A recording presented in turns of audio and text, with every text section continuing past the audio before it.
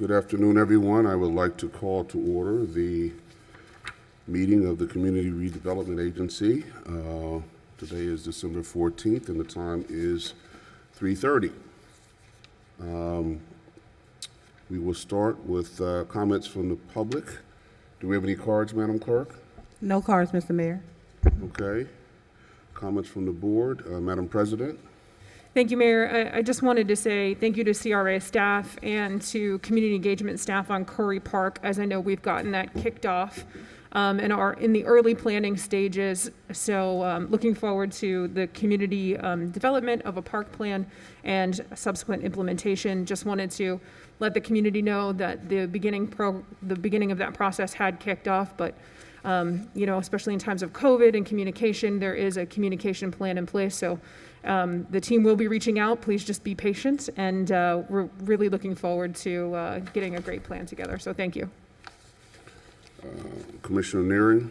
Thank you, Mr. Chair. Just wanted to commend our CRA staff. The JW store there on 7th and Tamarind that we've talked about for quite some time.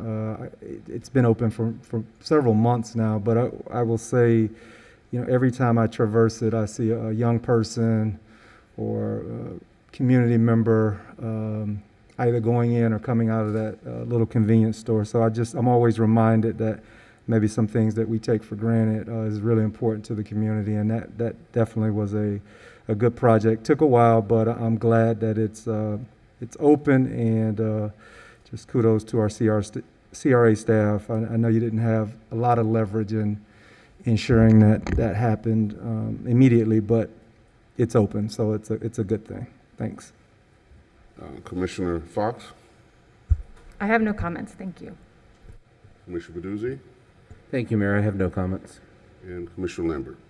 No comments, thank you. Thank you. Mr. Rugg, are there any additions, deletions, reorganization of the agenda? Mayor, the only thing that I did want to add is that the CRA Advisory Board at our last meeting had recommended that to the CRA Board about sending a letter to FDOT regarding the redesign of Broadway. And so I just wanted to bring that to the attention of the CRA Board, if that's something that you all would like to have me pen a letter to FDOT for the redesign that is currently underway that the city is working on. Board members, any objection? Madam President, you want to? Yeah, thank you, Mr. Chair. I just want to make sure I'm clarifying on this discussion, because the CRA Advisory Board, as the CRA Advisory Board, wanted to pen the letter themselves. So is the request for this board to pen a letter, or just making us aware of the CRA Advisory's board? So the CRA Advisory Board had recommended sending a letter, but since they do recommending capacity, I wanted to make sure that this board was okay with it, because I don't really have like letterhead or anything really for the CRA Advisory Board. So it seemed like the best way to sort of fix it was to essentially bring it to this board, see if we wanted to recommend sending that letter per the direction, and then draft the letter with the CRA Advisory Board members. Madam City Attorney, we probably, because that would require, I assume, a vote, a resolution, and I guess a notice, correct? Generally speaking, you can do some actions without resolution by motion only. This seems to be one that you probably could do. What I'm struggling with is how the CRA Advisory Board, as an advisory board, would be sending a letter in support of something, not knowing if this body itself. I thought the request was for, since the CRA Advisory Board is advisory, that they were asking us to send a letter as a CRA. Is that what the request is, Mr. Rue? Their request was that they would like to send a letter, but they want to send a letter. Which they can individually, as members, send letters on their own accord. Okay, so but they're not asking this body to send a letter. They just want what, our permission? Right. If I could offer a suggestion to go back to the CRA Advisory Board, because we actually have a meeting this Friday to clarify the vote and explain the proper process for getting a letter from them, and revisit it with the CRA Advisory And Board. if you could have them just put their request in writing so there's no Understood. misunderstanding. Okay. Any other changes, deletions, additions, reorganizations? No, Mayor. Okay.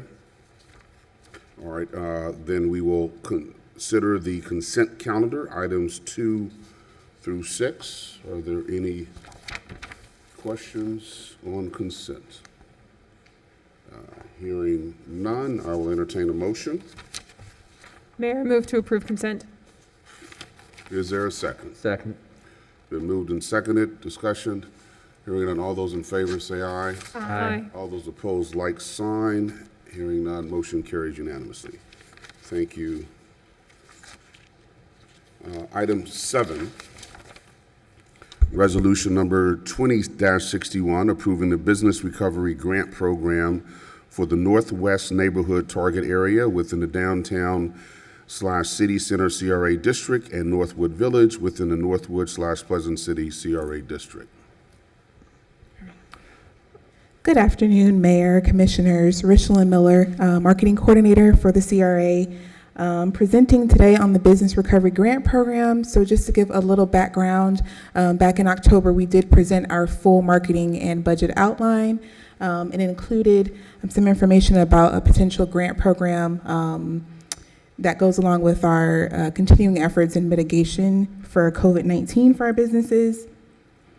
So the program that we've come up with, it would be for $2,500 per applicant. I believe in your backup it says up to $60,000 for the Northwood Village District, and then up to $75,000 for the Historic Northwest. The discrepancy in that amount is that we do have another marketing program, grant program within the Historic Northwest that this program as well as that program, those funds would be coming from the same pot of money essentially. So that $75,000 would be either for this program if businesses felt that they wanted to partake in it, or they could continue on in our Events and Promotions Assistance Program, which was approved last year.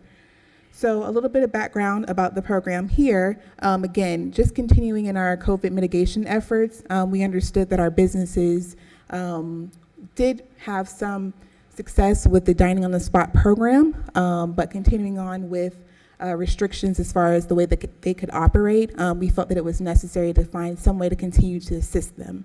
And so our mixture of businesses includes retail, offices, as well as restaurants. So we came up with the opportunity here to provide them with marketing consulting experience, or to continue as with the outdoor dining program.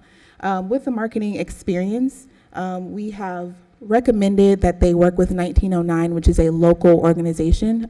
They are downtown, and they have recently done a similar program with the DDA. With that program, the businesses would decide to either work with 1909 or a reputable business that can do the same work. But with 1909, they offer a diverse range of businesses, of local small businesses that can provide any type of marketing experience like photography, website design, e-commerce, software and product development, such as any of those natures. And so this program is designed to enable our local businesses to expand their capacity. So again, they can either receive the marketing experience, or they can receive the funding for the outdoor tinted parklet. So the criteria for the program is that they be in business for at least 1 year within the district. That's really all the criteria is. We just want to make sure that they have at some point been impacted by COVID-19. So if they did receive any additional funding or previous funding or support for COVID-19, they are eligible to apply for this program. They also must be willing to work with the approved vendor, which again, we are recommending 1909 just because of the different resources that they can provide with the different members. But if they, for some reason, don't want to work with 1909, or they feel that they know someone that is different, we will work with the city, the Office of Equal Opportunity, to provide a list of certified businesses that can provide the same services that 1909 would be able to. In addition to that, the restaurants who want to continue the outdoor dining program have to be willing to follow along with the rules and restrictions that are based within the city, as well as the barriers, the parklet space, all of those things. And so the goals of the program would be to increase the sales, obviously, of our businesses. We want to do the best job that we can in maintaining the businesses that we have. We, again, understanding it's a very difficult time, and it's continuing to be a difficult time. So we want to be able to provide this support assistance at least for 6 months through this year. And then if there is an opportunity to continue and build upon this program, we'd like to potentially do so in the future. Then we want to also improve our impact within the districts. We already do a lot of marketing, whether it's through radio, whether it's through print advertising, whether it's through digital advertising. And so this is just building upon what we've already done, what we continue to do for the businesses, and understanding that, again, there has been such a adverse impact on them, and what ways can we get the word out to the community to continue to support them. So this program really, for the businesses who may not feel like they need the outdoor dining opportunity, they have to be able to diversify what they can offer and how they're being made available to potential patrons or customers. So being able to go through this process with marketing assistance, updating their websites, providing additional, if they need an e-commerce website, we are really noticing that the numbers, of course, are showing that digital is the way to go. As more people maybe not feel so comfortable still being outside, what ways can they support small businesses? So that's really the gist of the program, but the way that the application process will go is that they will apply directly with us as a CRA staff.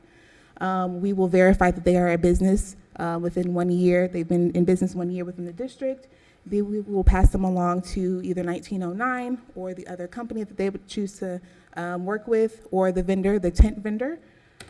If they work with 1909, and Shayna Ostrovich will come up and do a presentation as well, going more into detail about their program. But if they choose to work with 1909, 1909 staff will go through and work with the business directly to come up with a strategy, and then they will work through and execute that strategy, also providing reporting documents to us so that we know what their plan was and how well they felt that it was executed.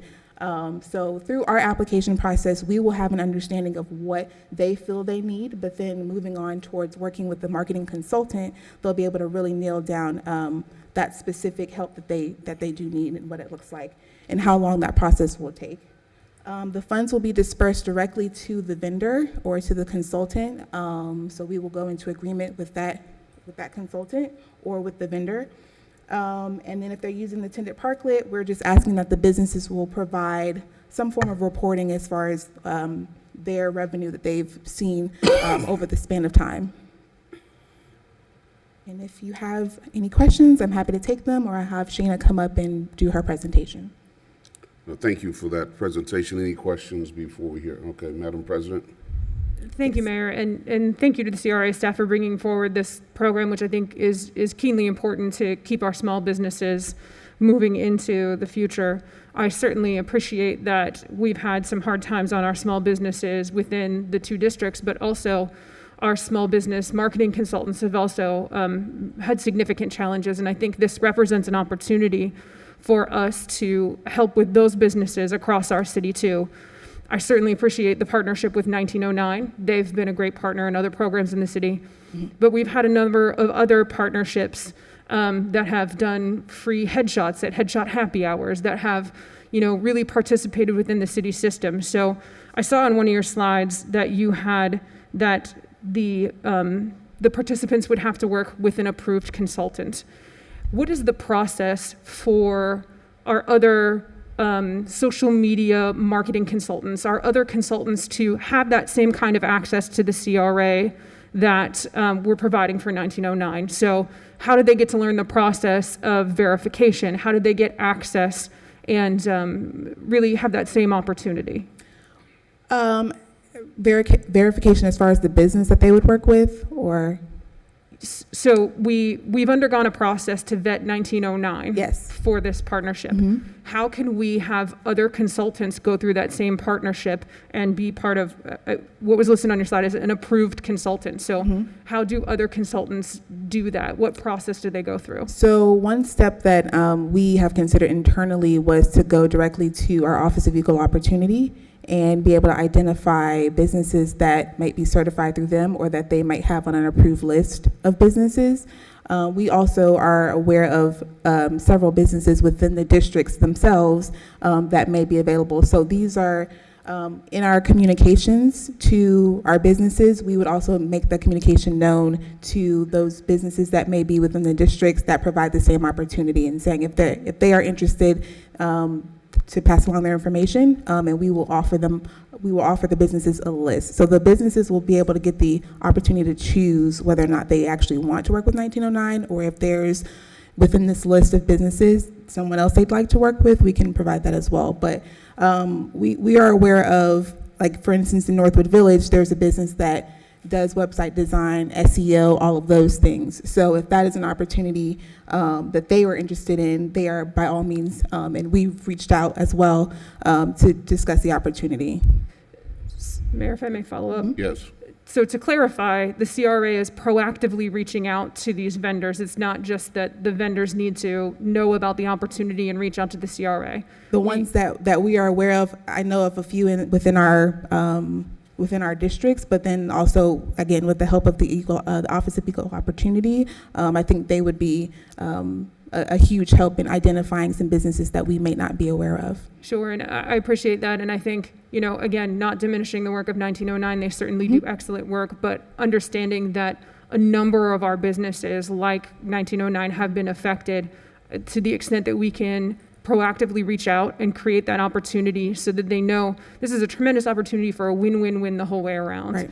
If we can make sure that our businesses are aware of it and get as many connected as possible, I would certainly appreciate that. Okay.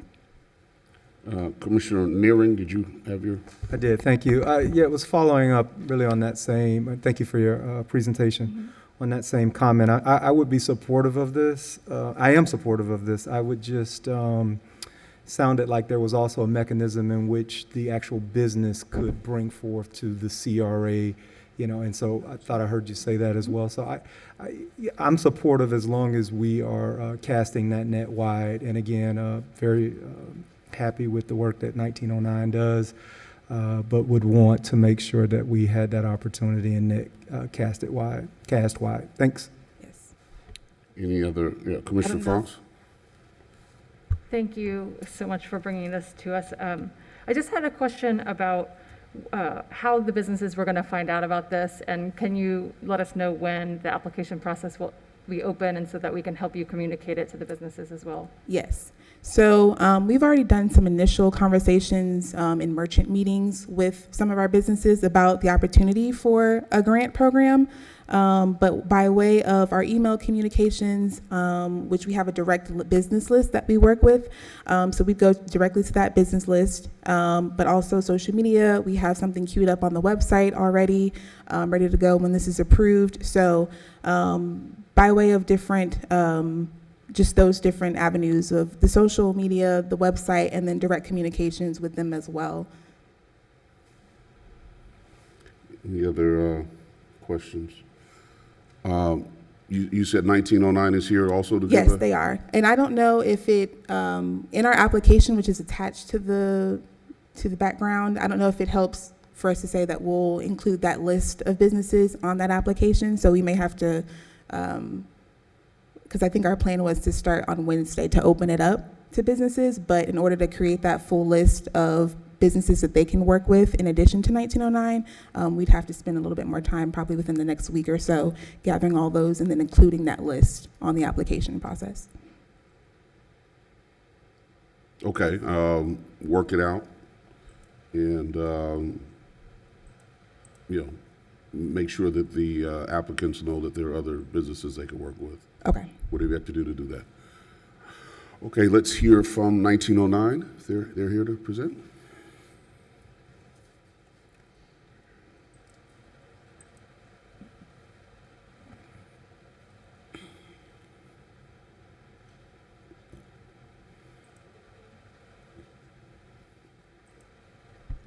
Good afternoon, Mayor and Commissioners. I'm going to take this off so you can hear me a little bit better.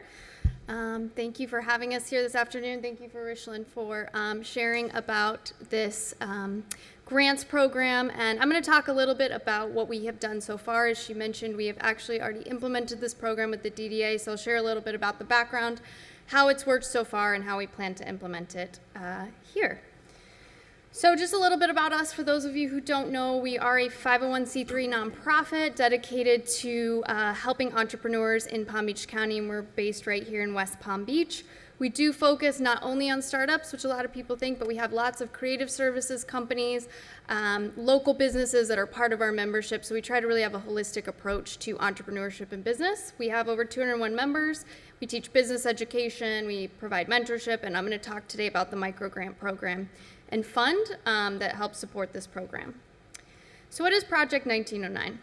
So just to give you a little background on where this came from, it was one of those ideas that really came from the stress and impact of COVID-19 that hit us. So I remember very vividly reaching out to one of my advisors, who happens to be an owner of a local restaurant here in West Palm Beach, who's owned a restaurant for about 20 years, and I said, what should I do? We're probably gonna have to close the space. We're gonna lose a lot of traction. What's gonna happen to our business? And his response to me was, honestly, Shayna, my business model has worked for 20 years the way it does, and I don't know. And he was, really serious about that. And he had had a business model for 20 years for his restaurant that had worked very well. And when COVID-19 hit, he didn't know what he was gonna do to change, and he couldn't give me advice. And it was really eye-opening to me to realize that and to gauge that a lot of these small business owners, are being put in a place where everything that's worked to date, everything that they have done successfully to this point, doesn't work. So what are they going to do next? And so what really came to be was this idea of adaptation, right? Adapting to what's going on, the digital world. We had to do that ourselves. I had to switch everything to virtual. And so that's really where the genesis of this program came into be. So again, the idea was capacity building. We know that most of the small businesses don't have the means, the talent, the know-how, or the time to make the changes they need to make for their businesses to thrive and even survive during this time. Not to mention the funds. Even if they knew what they needed to do or what they could do, they don't have the funds themselves to make it happen. They're trying just to keep staff on. They're trying to keep their doors open. They're trying to do anything they can do. And then again, and Commissioner Schoaf, you mentioned this, and it's so true, we get to see all the creatives actually have meaningful work. So we saw them, a lot of them who'd worked for, other clients, and they were getting funded by these small businesses. They were doing projects, and all of a sudden their work wasn't available. So seeing the impact on that as well, and just knowing, wow, if we could create a program where we paired all of these creative, talented, marketing companies and developers and agencies with the companies that needed it, what would the impact be? And that's where this came from. And so how it works, and again, we have implemented this already, so we feel really confident in how we can make this happen for the CRA. So a local business applies for support. Essentially, we do the verification process, which means, again, they've been in business for a year, and I'll explain a little bit more. We actually have a little bit more of a detailed verification. We scope the project, which means we talk to the business owner and identify what work do they need that has the highest long-term impact. So we're not necessarily looking for, short-term projects. We're trying to understand what can we do to have long-term impact that will help their business, whether they're in COVID-19 or we're a year out from now and things are better and they need this for their business. Once we determine that, we match them with a local creative expert. Again, all these people are their own business owners themselves. They own photography businesses, marketing businesses, SEO businesses to do the work. We agree upon a scope of work. We have both the contractor as well as the business sign it to make sure everything's aligned. The creative expert goes to work. I'm going to show you some examples of some of the amazing things they've been able to create. And then once they're finished, we actually have a pretty significant reporting program where both the business owner and the creative expert are reporting on what they've done, the value of that work, the impact of that work over time, and that we can provide to all of you so we can understand the impact. And then again, we use those grant funds to pay the creative contractor for their work. So again, just to go into a little bit more detail, there's, what we've looked at in the past is eligibility scores, just understanding, where businesses sit in the health of their business, where the funds go. The sweet spot, as we've allocated, as Richard mentioned, is about $2,500 per business that goes to strategy and execution. And then we have disbursements based on when the work is done. And again, that goes into our tracking program, which I'll explain.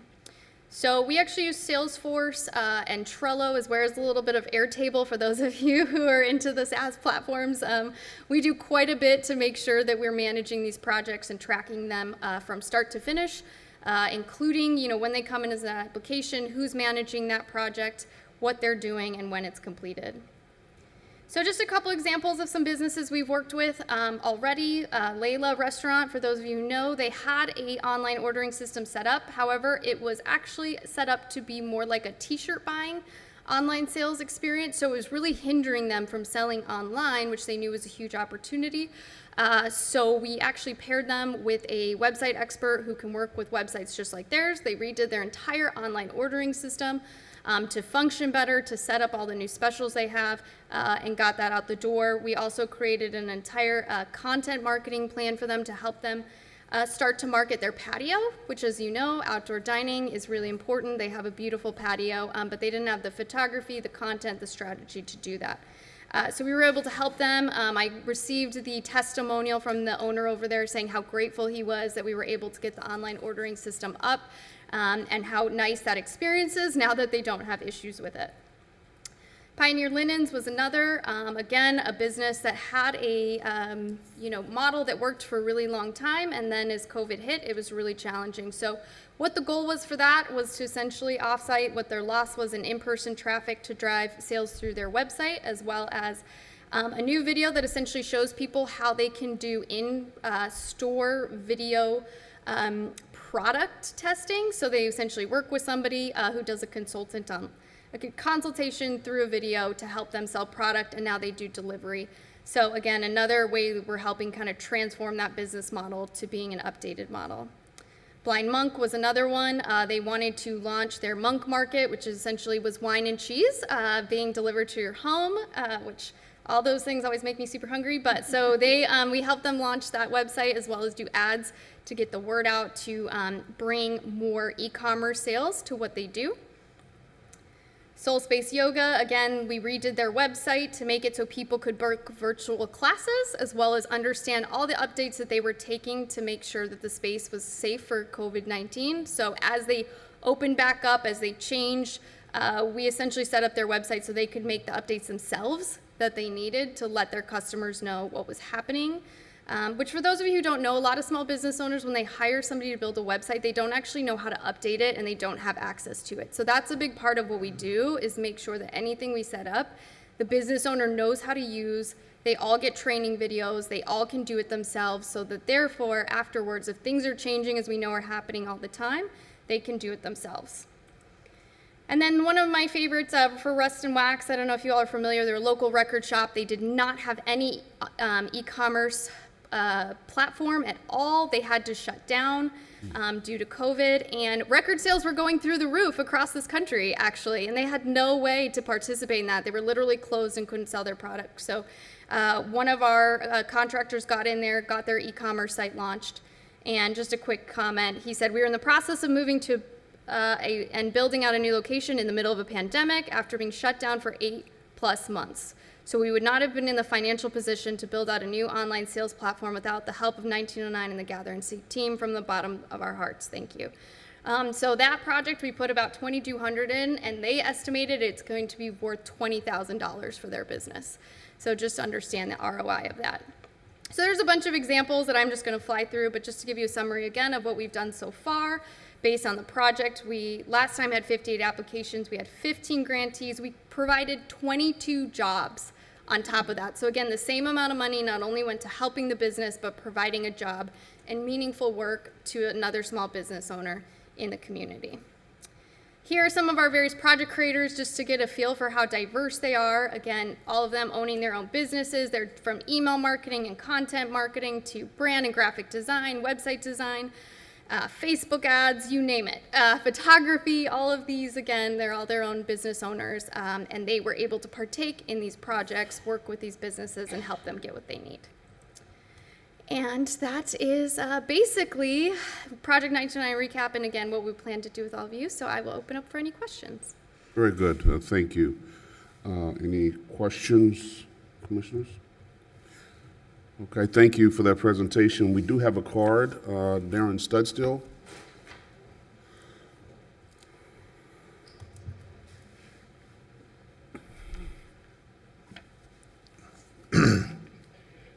Good afternoon. Darren Studstill, Cityside Suites, 401 North Rosemary. I just have one concern with the presentation, and that is, not the presentation, with the whole, this item here, and that is the 2,500.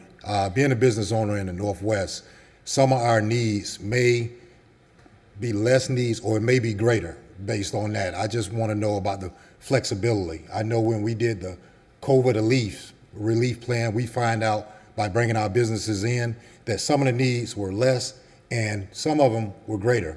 I just want to know if there's any flexibility in that program. That's number one. Number two is in, nothing against 1909, is in the inclusion process of when we're talking about small businesses in different areas. I didn't get a call, and I don't know if it's in my place to say so, but I've been in business in the Northwest for 10 years helping small businesses with a very different and dramatic approach of trying to sustain their business. I just want to make sure that we're not looking for businesses downtown to fit the things we do downtown to fit the business we do in the Northwest in Pleasant City, because there are different dynamics. And I would like to be a part of the conversation so we can really make sure those businesses are heard. I sit in groups and we talk about equity and inclusion. We want to make sure, and some of the reserves to it is that we have to get aboard after the fact. I would like us to to have the opportunity, be a part of the conversation. And minority businesses, we may have a different approach on how we attack our target market. But I think it is a great program. I just want to make sure that we have the opportunity to be inclusion and some of the flexibility on the funds. How does that work? That's it in that all. Thank you. Thank you. Mr. Rue, do you want to address either of those or your staff? Yes, Mayor. Thanks to Mr. Studstill for bringing that up. If I may, before we promote the program, I mean, I think it's wise to sit down with Mr. Studstill and get that list together and make sure that we're inclusive of everybody before we start promoting the program. And I'll make sure that happens, and we'll make sure that we reach out to those businesses that are in the historic Northwest so that it is inclusive of everybody that are in the different parts of the community. Because, yeah, some things were overlooked, and we'll address those. What about the amount? You had a question about the amount. Oh, the amounts. Well, so the program is pretty, go ahead. So with the Northwest, they do have an additional marketing assistance program that they could tap into. So that's why that range is up to $75,000 as opposed to to Northwood Village being $60,000.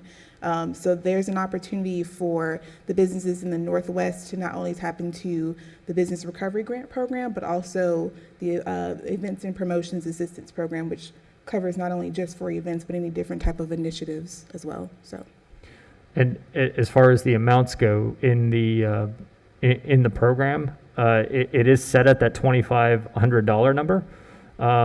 So if we wanted to provide more flexibility in it, we would have to bring those details back to you. Okay, well, let's leave it as it is for now, and we'll see how it goes, and I'll look at it down the road. Commissioner Neri. Thank you. I know that we early on with one of the other COVID relief programs, that I think the initial amount, and I can't recall, but I know that this board did offer some flexibility, understanding that some of the recipients perhaps would come in under the amount, and then we would have some businesses who just with that extra push would make a big difference in terms of the programming. And then specifically tonight, we're talking about marketing. So I would definitely be open to exploring additional flexibility for the CRA staff as we administer this program so that we're not locked into the 2,500, understanding that there's a finite amount of money. I think we all understand that. So that's not lost on, it's definitely not lost on me, but like the idea of flexibility. Thanks. Madam President, you had your... Thank you, Mayor. Two comments. One first on the flexibility of the program. Is there the ability, again, not knowing what the response is, because I understand that some may have more needs than others, but we want to make sure we get as many businesses into this program as possible. Is there some mechanism by which the CRA staff can go through this program and through the consultants come back if there's a recommendation on a one-off basis, or some sort of flexibility, so that way we are not just a hard and fast rule excluding somebody who maybe their help will be amplified by an additional $500? So absolutely, Commissioner. We have funds set aside for economic development activities in both of these areas. So, and that is always the ability, and we're constantly on the lookout for businesses that are in need or that have the, whatever it may be, some of the expansion needs or building improvements, whatever it may be, marketing. So if if there is somebody that requires maybe a little bit of additional, we can always bring those back to you under this program, or frankly, what I would probably suggest is maybe establish sort of that above and beyond criteria, and establish that and bring that back to you. But we do want to get the program off and running relatively quickly. Sure, and thank you for that. And that's certainly something I'm supportive of. I want to make sure that we get this going, but also do want to provide that flexibility. And I leave it to the will of the board and the CRA staff if that's something that you want to establish those criteria and then bring it back. Certainly something I'm supportive of. If I may, Mayor and Yes. board members, is if we do get the program approved, and I can bring that criteria for that above and beyond, and kind of get a feel for what the businesses need out there. It'll probably be some good data that we can then chew on and understand what that criteria needs based on what we're hearing from the businesses that are participating in the program. You follow? I had one more on a separate subject if you want to come back to it or Well, whatever your will is. just on that, I mean, I'd like to get the program out on the street. And so if we're talking about building flexibility in it, we could look at that down the road, but let's get this on the street. You work on whatever amendments, we can always amend it. But let's get this money to the businesses. Commissioner Lambert. Thank you. Just on this same topic, I think as with any of our grant programs that we do through the CRA, if you start to hear and it, changes that are needed, that you do keep us updated. I think we've identified some areas specifically with this grant, but I would request with, all of our grants that if we're starting to hear that there are modifications that need to be made, that they be brought to us. Of course. Madam President. Thank you. I'm very supportive of moving this forward, and I want to be very clear. I'm very respectful of the work that 1909 does. You did an excellent presentation today, and I hope that some of our business owners will avail themselves of those services. But I think today was marketed, this grant program, somewhat as a package deal with one particular vendor. And so I would like to see, as we go through this process, we meet with other vendors, that we as a CRA are marketing equal opportunities for all of our business owners, and that this is not marketed as a one-stop shop program, but that it provides the maximum opportunity for all of our small businesses. Thank you. All right, any other questions on this item? Hearing none, I will entertain a motion. Mayor, I move to approve resolution number 20-61. It's been moved. Is there a second? Second. Been moved and seconded. Discussion. All those in favor say aye. Aye. All those opposed, like sign. Hearing none, motion carries unanimously. Thank you. Item 8, resolution number 20-63, authorizing a funding interlocal agreement with the City of West Palm Beach to fund the construction of the Tamarind Avenue Streetscape Project in an amount not to exceed $16,500,000. All right, good afternoon, Board and Mayor. I'm really pleased to bring this project to you. Speak in the microphone. State your name for the record, please. I'm Suzanne Berglund. I'm the engineering manager with the City of West Palm Beach, and this is brought forth to you today by myself and Allison Justice. She's the CRA Deputy Director as well. So this resolution, 20-63, has two companion resolutions on the City Commission agenda, which we're going to have this evening. Resolution 344-20, which will authorize the guaranteed maximum price for the project, and Resolution 341-20, which is the funding agreement between the city and the CRA on the city side. So this project, we have, of course, the West Palm Beach CRA. Chris Rug is the director, and Allison Justice, the deputy director. I know Allison's been a part of this project for a number of years, along with Gina Baker. Managing the project on the city side, it's going to be Vladimir Janot. He's a special project manager here at the city, and myself, the engineering manager. And the engineer, or the designer for the project, is Calvin Giordano. They were on board, I believe, 4 or 5 years ago. We've been working on this project. And Whiting Turner is the construction manager at risk. I have Frank Zarumba and Matt Muyung as the construction project managers here for the project. So the overall project limits for the Tamarind Avenue project are Tamarind Avenue from Banyan Blvd to Palm Beach Lakes Blvd. And we're also tacking on what you see as phase 1 here, which is 7th Street from Carver Avenue to Tamarind Avenue. So what we're going to talk about, a big piece of what's driving up the cost of this project is the need to replace the underground infrastructure. So if you look at where Tamarind Avenue is located, we're right next to our water treatment plant. The water main on Tamarind Avenue is one of the main lines that serves the northeast end of the city. And it's 100 years old. So the water main on Tamarind Avenue and all the drainage and the sanitary sewer infrastructure is proposed to be replaced with the entire project. Phase 1 was actually a public utilities bond project that we're tacking onto this project. We feel it's important to get that new water main in first, which is going to give us more redundancy in our potable water system and allow for a safer project as we're starting to dig down and replace those other major utilities there. So the Tamarind Avenue streetscape, the face of the city was actually approved in February of 2017. Nothing has changed from the above ground improvements, and this was actually taken from that phase. So the really important piece of this is the Tamarind Avenue corridor lacks a safe pedestrian facilities along the entire corridor. There isn't a sidewalk in some places.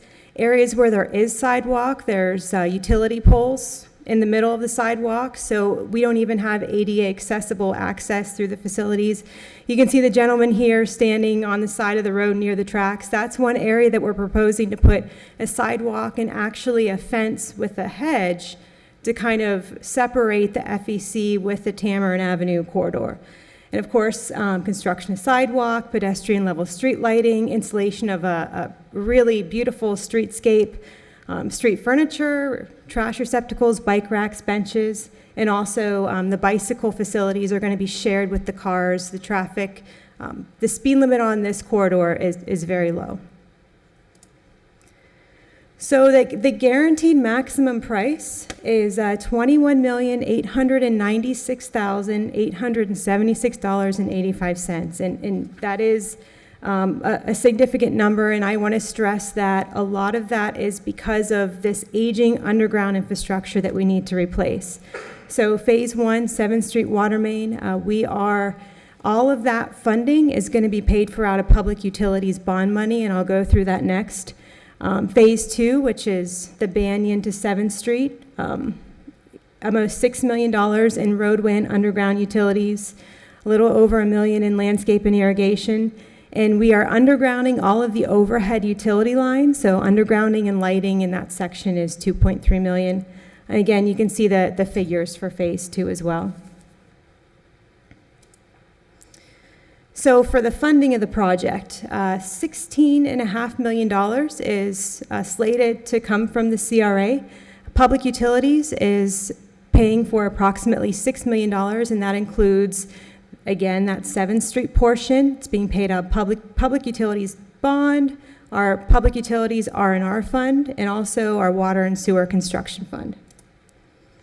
So the schedule for the project. If we were to attain approval today, again, we're going to start with that phase 1 on 7th Street water main, proposing to have that installed January 2021 to August of next year. We're going to move into phase 2, which is that south half there, from August of 2021 to July of 2022. In phase 3, the north section is going to follow April of 2022 to May of 2023. So we do have that, again, that undergrounding piece, and it's a very long lead item there, January of 2023 to May of 2024. It's not just FP&L, it's Comcast, it's AT&T, it's Palm Beach County, 2 different departments with Palm Beach County. All of those facilities are going to need to come in, install their infrastructure before we can remove those utility poles and then restore the sidewalk and finish the landscaping in that area. So I'm going to turn it over to Allison Justice for the communication piece. Thank you, Suzanne. Allison Justice, Deputy Director. I wanted to just bring to the Mayor and Commissioners' attention about the communication that will be taking place in this project. This is a lot different than what we're currently doing on the Banyan Streetscape project. There are businesses along Tamarind Avenue that we need to pay attention to. We have asked our construction manager at risk to they've included some contingency to give these businesses some white glove service, that is, in washing windows, doing anything if they create dust or anything in front of their stores.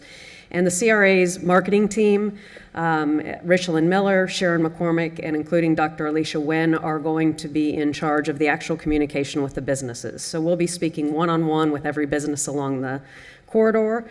They'll be coming up with promotion packages to try to help keep people in these businesses, additional signage to get people into the neighborhoods, the churches, the schools. Obviously Tamarind is a main entrance point into the historic Northwest. The first phase between Banyan and 7th Street isn't quite as disruptive as the second phase from 7th to Palm Beach Lakes. There will need to be access kept to the businesses, obviously. So we're working with the contractor to make sure that access remains to the businesses and that our communication follows with how people get into their churches, into businesses within the historic Northwest, and again, promoting these businesses to keep them in business while we're under construction. And with that, we'd ask that you approve Resolution 20-63, which is the project funding agreement between the city and CRA for the Tamarind Streetscape project. The $16.5 million is from the CRA 2019 series bond and was budgeted for this year. Very good. Thank you for that presentation. Questions? Commissioner Lambert? Thank you so much for the presentation, Allison, and for this.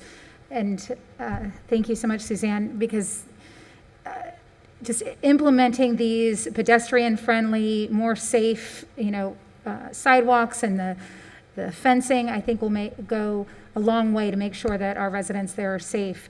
My question was actually about the business support programs you mentioned, Allison.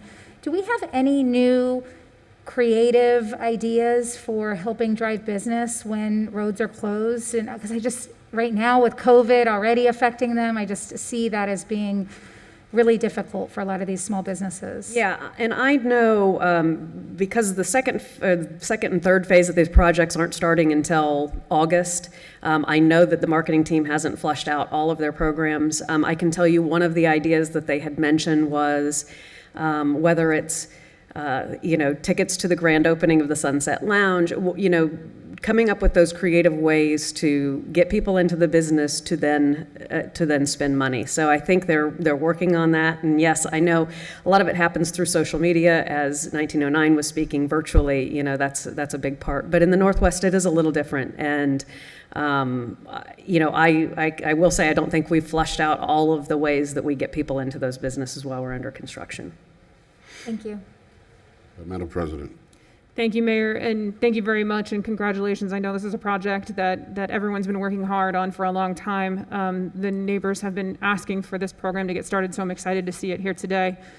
Just a note for this board, when we talk about this project, I always can't help but notice that it terminates at Palm Beach Lakes. And I understand that it terminates at Palm Beach Lakes because that is the district boundary of the CRA. But what is left out of this picture, which is frequently left out of the picture, is Coleman Park, which is Palm Beach Lakes north to 25th Street. And so the more that we look at getting this great improvement to this area of Tamarind, I think it's desperately needed. I would just ask that we continue to keep that in mind as we look at our projects going forward, either the structure of our CRA, our city-funded projects, to make sure that we're being equitable on both sides of Palm Beach Lakes. Thank you. Any other questions? Commissioner Naring? Thank you. Just wanted to ask Allison, and thanks for the presentation, everyone. In terms of the SBE, MBE participation, significant investment, and rightfully so on behalf of the city. Do you have any information on that? Frank Zarambas here from Whiting Turner. I can have him answer that question. What I do know as far as the ordinance goes, they will have at least 15% small minority business participation. And one of the items that we ask our contractors is to have a local job fair as they're starting the project as well. But I'm going to ask Frank if he would come up and talk about that a little bit to you.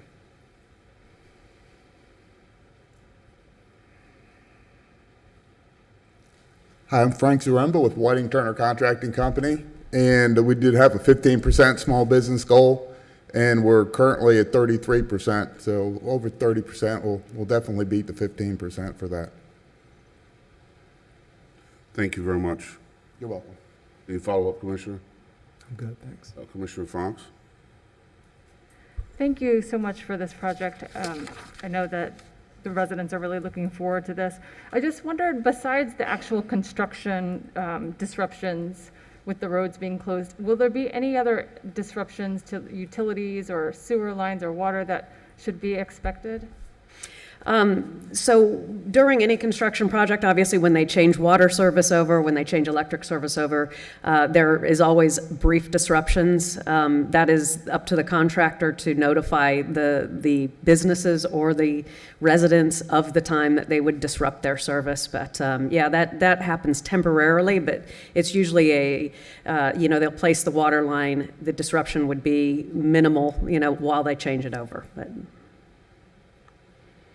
Okay, any other questions, comments? Hearing none, I will entertain a motion. Mayor, I'd like to move to approve resolution number 20-63. Been moved, is there a second? Been moved and seconded, any discussion? Hearing none, all those in favor say aye. Aye. All those opposed, like sign. Hearing none, motion carries unanimously. Thank you.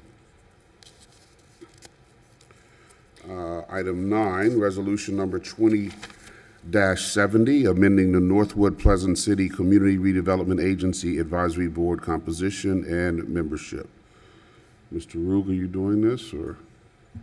Yes, Mayor. I'll be, Richland will be running the presentation, and I'll just go through the presentation from here.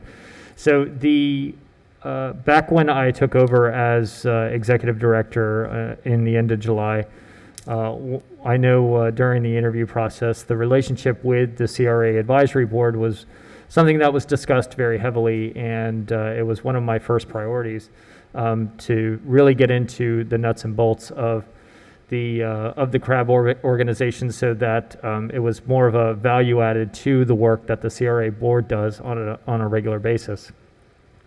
So this presentation is basically the amendment to the resolution that governs that board.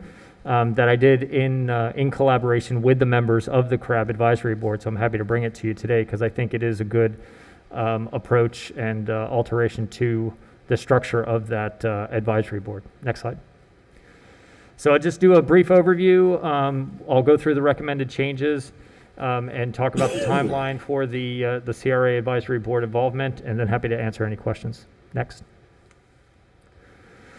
So I don't know, Commissioner Peduzzi, you actually brought this up relative to when was it, or why was it really established? I don't really have a good answer for you on the why, but it was established back in 1993 as the advisory board for the CRA, and it has been amended several times over the course of history, and the amendments really sort of run the gamut of everything related to members' terms and roles. But this board does have a very important responsibility to the CRA in that it provides a lot of recommendations for our plans and actually looks into and does a bit of a deeper dive into some of the things that we're doing, and can really be a great asset for the city. The resolution was last amended actually not too long ago, February 13th, 2017. Next.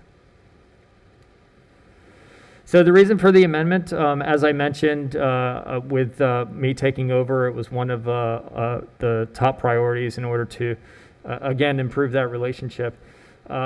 We also had several long-term members step down, and so it was also a good time with fresh members coming on, and to really sort of build the expectations on both sides about what everybody's role is going to be. One thing I did notice is that there is a need for a rotation of leadership on the board and membership. And I think that will just enhance a fresh perspective from the CRA advisory board. There was a little bit of a lack of accountability as far as just expectations on attending meetings and things like that. And then also probably the most important is that I really want this to be part of the capacity for the CRA that we can rely on and actually have it be a part of the work that we do on a regular basis. So the overall process just included an initial conversation. I went through the historical resolutions and some of the changes to make sure that really weren't duplicating too much, and then had a draft that I shared with with the CRAB members. Next. So to get into what the recommended changes are, because this area is growing and we have a lot of projects anticipating that growth, I do place the recommendation of increasing the membership from 9 to 11 and adding two members. One is another at-large, and then a second is somebody from a not-for-profit that is focused on the Broadway and Pleasant City, Northwood area. Now, again, for that fresh perspective component, having the members serve 3 terms, which would total out to be about 9 years, and then they would have to step down for 1 term and then maybe come back on. And that, again, that was just to ensure that we have new residents or other folks that may want to serve on that board, they have the opportunity. On the accountability end, we did build in what the expectations are for folks as far as attendance. So we don't want them to miss too many meetings because that's counterproductive to our work. Next. And then other things that are simply housekeeping items, and then to set a predictive schedule of when the group will meet. Next. So on the requirements, this is some of the items that I think just helps everybody understand about what we need them to know in order to be the best CRA board for the city. And so we're just going to ask them to understand the provisions of the resolution so that they understand what the rules are that they have to focus on, and then general information about what the CRA does on a regular basis, budget, planning, things like that. Next. And that they provide input on the policies that really impact our work. I found that there's just not sort of an understanding that there's a lot of other things that the city is doing on a regular basis that impacts what the CRA is doing. There's historic districts that line the CRA boundaries, and those affect what we're going to do. And to have an understanding of how all of these things are tied to one another and how they work together is really important when we start thinking about what the CRA is going to be doing moving forward. Could you go back?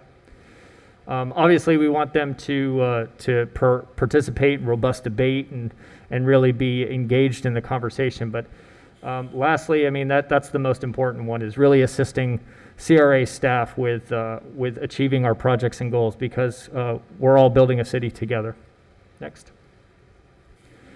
So the schedule by which this occurred, again, with the CRA advisory board members, started out with a first initial discussion with the chair in the month of August, and had a topic of conversation with the CRA on August 28th. They agreed that this is worth looking into a little bit more, so we started working on a draft in September, which was then crafted by the city attorney.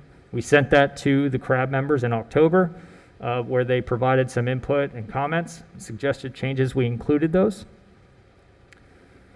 And then the final draft was sent November 18th. We had a little bit of a quick turnaround on November, I believe it was 20th.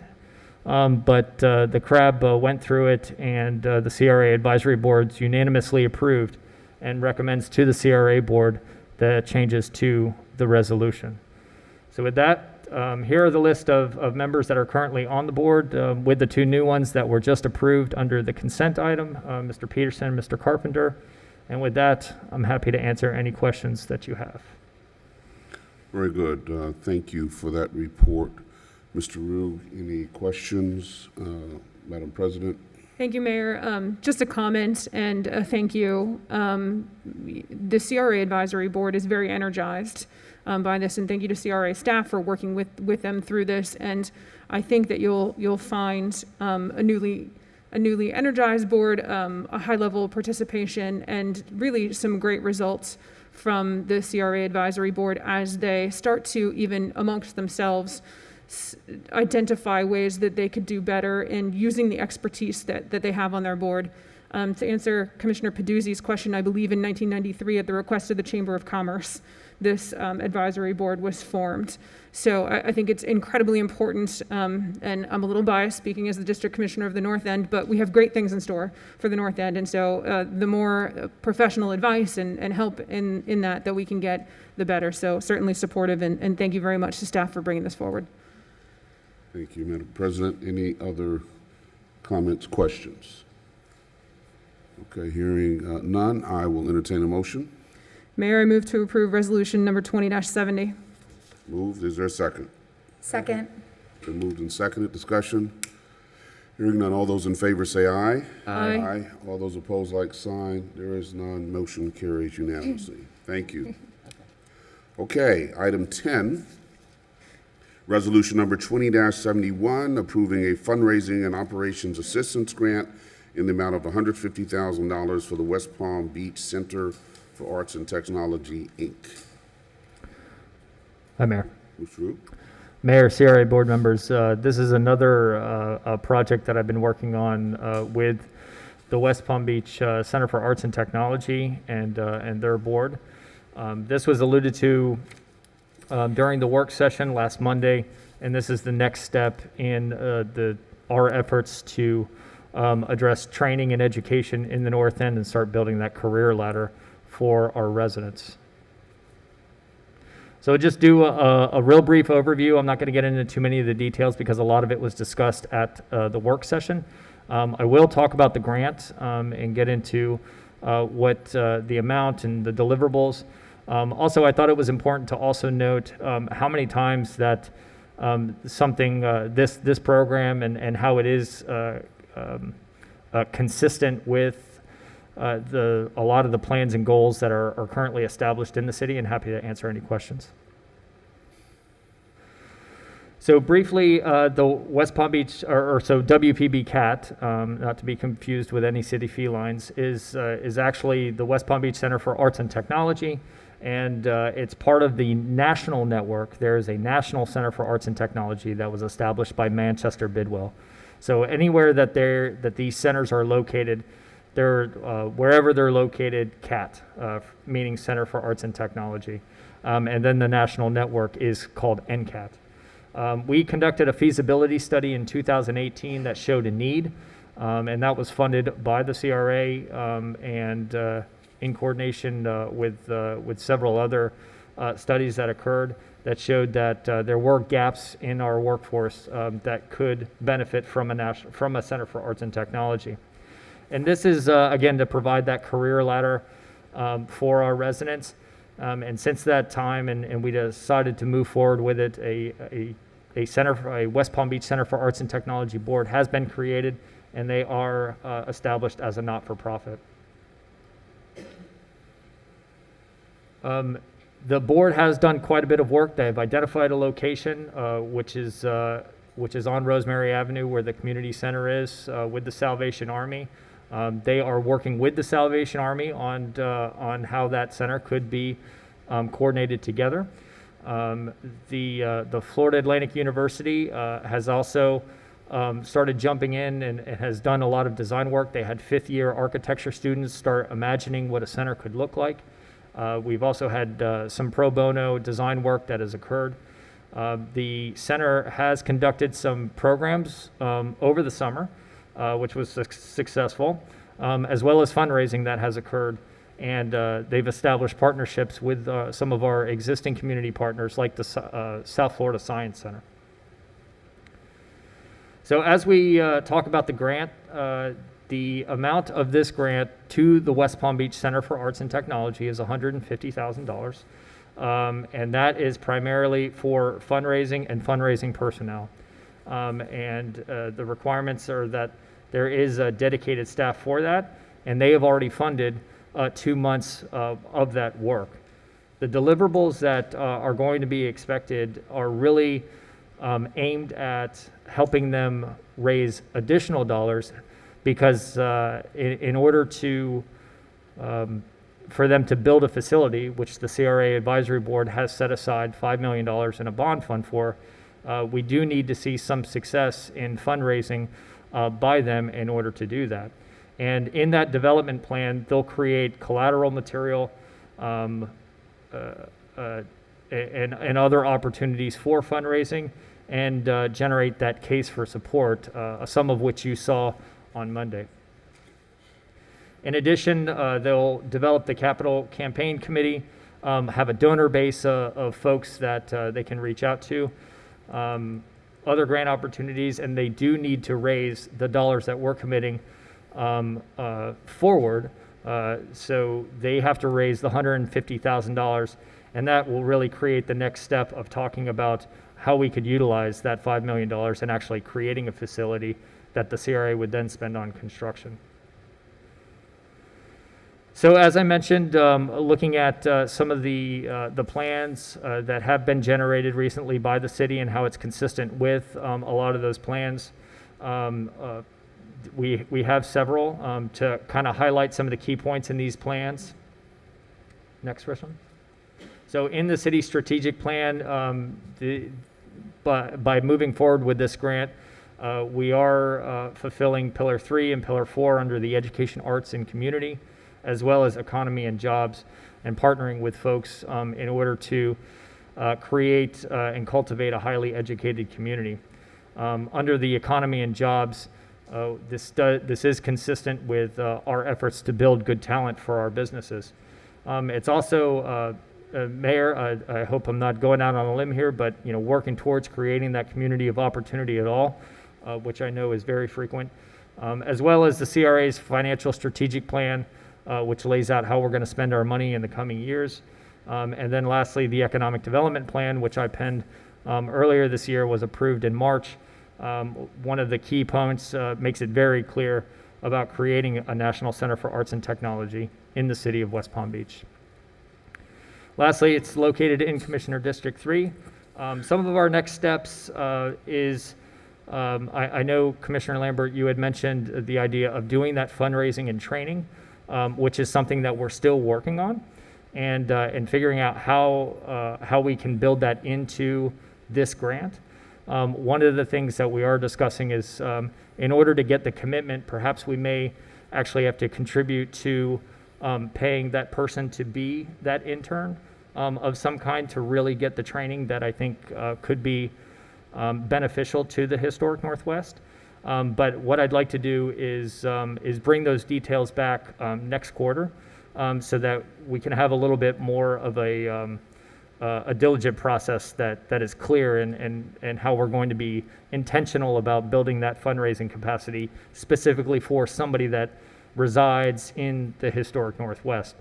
On the facility construction, which will be the next step for Q1, I delegated that to Allison Justice, and she's currently working with the city attorney's office on that.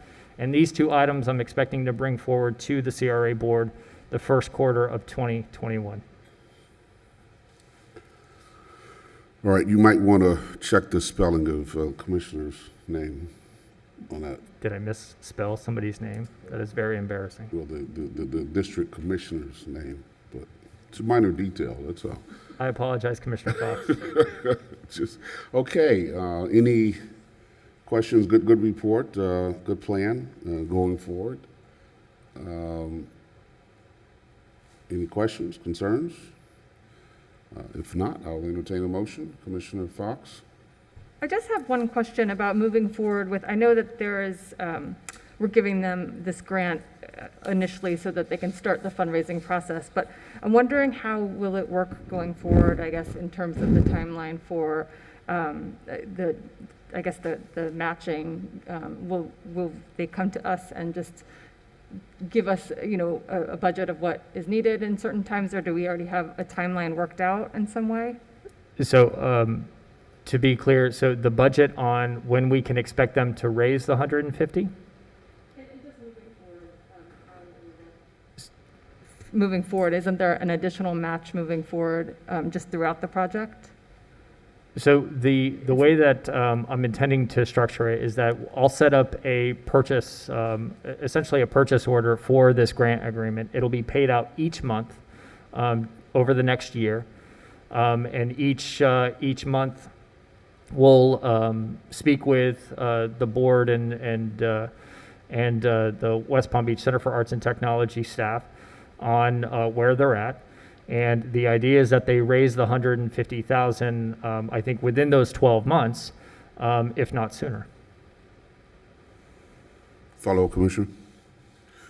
Any other questions?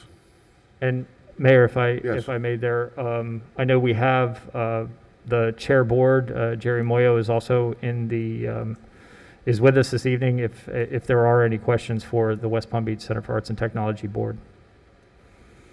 Did you want to make a presentation or, okay. All right, well, I'll entertain a motion if there's no further discussion. Mayor, I'd move to approve resolution number 20-71. It's been moved, is there a second? Second. It's been moved and seconded. Further discussion? Hearing none, all those in favor say aye. Aye. All those opposed, like sign. There is none, motion carries unanimously. All right, congratulations, and Thank you for your support. absolutely. Now the real work begins for you, raising that money. Okay, that's the last item. So this meeting is adjourned, and we will reconvene as a city commission at 5 p.m. Thank you.